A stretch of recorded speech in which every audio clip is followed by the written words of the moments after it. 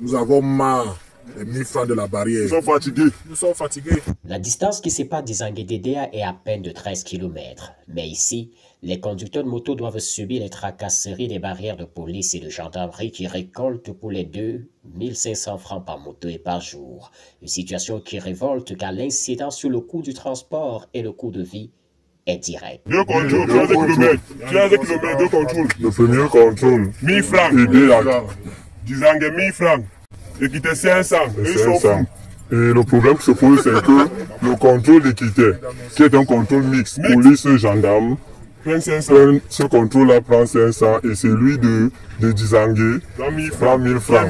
Et qui est aussi également mixte, police et gendarme. Et une conséquence directe, c'est le coût élevé du transport. Et les populations en ont marre. Et vu l'arrivée de la saison pluvieuse, la route de Dizangué va se dégrader certainement. Et là, le cours de transport risquera encore augmenter. Et il n'y aura que les pauvres populations, donc nos mamans, nos papas, nos frères et sœurs qui vont en pâtir. Donc nous appelons les autorités compétentes de l'arrondissement de Dizangué, de la Sénégal maritime, du littoral, de prendre une décision. Cet appel vient après une réunion de crise au cours de laquelle le sous-préfet de Dizangué a instruit aux forces de l'ordre d'alléger les tracasseries.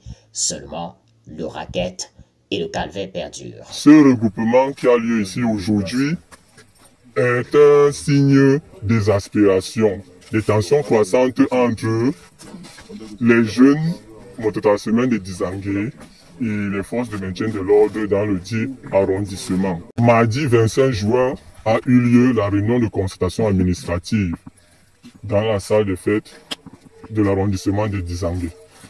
Et lors de la dite réunion, les populations ont décrié le coût élevé du transport, compte tenu de la distance qui sépare le centre-ville d'Edea et le centre-ville de Dizangué-Biche. Et lors des échanges avec toutes les autorités d'arrondissement, le sous-préfet, les représentants des forces de maintien de l'ordre, les chefs traditionnels, les délégués, les chefs délégués et chefs services de l'arrondissement de Dizangué, il a été dit que les tracasseries des forces de maintien de l'ordre sont la cause principale du coût élevé. Alors, le sous-préfet a instruit que cette tracasserie-là soit réduite. Sauf qu'au sortir de cette réunion, nous sommes aujourd'hui jeudi le 27. Les forces de maintien de l'ordre refusent de s'exécuter et maintiennent les mêmes tracasseries, ce qui aura l'impact sur le coût élevé du transport et par ricochet sur les prix des différents articles que nous pouvons acheter dans l'arrondissement de Dizangué. Alors nous sommes réunis ici aujourd'hui afin que cette tracasserie-là cesse et que les populations de Dizangué aient un accès facile au centre-ville d'Edea et que les prix des denrées alimentaires, surtout de première nécessité, soient réduits.